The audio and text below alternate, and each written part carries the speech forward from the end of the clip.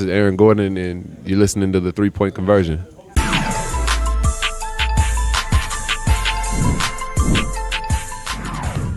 Hey, Cody, Raphael from the 3-Point Conversion. Cody, you talking about? Sorry, I can't hear you. Can you hear me now? Yeah, I can hear you a little better.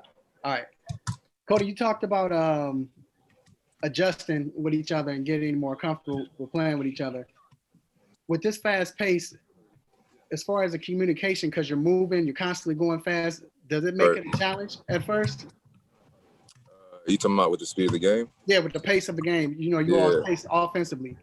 Yeah, for sure. And a lot of that just has to do with us, being sharp on film and being prepared going into the game. Because a lot of that has to do with just knowing what's going on and us being on a string and just all being on the same page. Sometimes, it is hard to communicate with how fast things are moving. So a lot of that is just being prepared and knowing and adjusting and realizing what's going on beforehand. So, and I think that's what our team and our staff is really good at, is preparing us before the games and getting ready so that when we are in the games, we know what's going on. So a lot of that has to do with the communication that we're all working on and we're continuing to get better at too.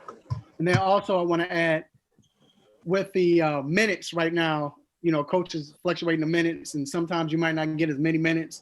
Right. How does that I guess affect you all as far as getting in the rhythm, especially the ones coming off the bench? Yeah, I mean, it's tough. That's just what you have to do, though, is understand the situation. We have a really good team, and you just have to be ready. When you're called on, you just have to be ready to go in there and do your job.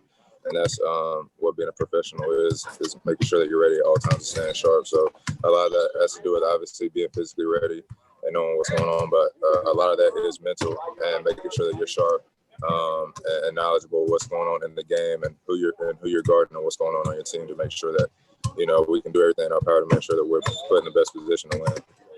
Thanks. Thank you. Richie Randall.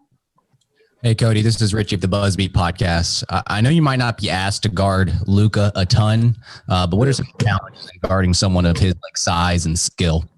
You said, what is it like? Yeah, wait, what would be the challenges in guarding Luka?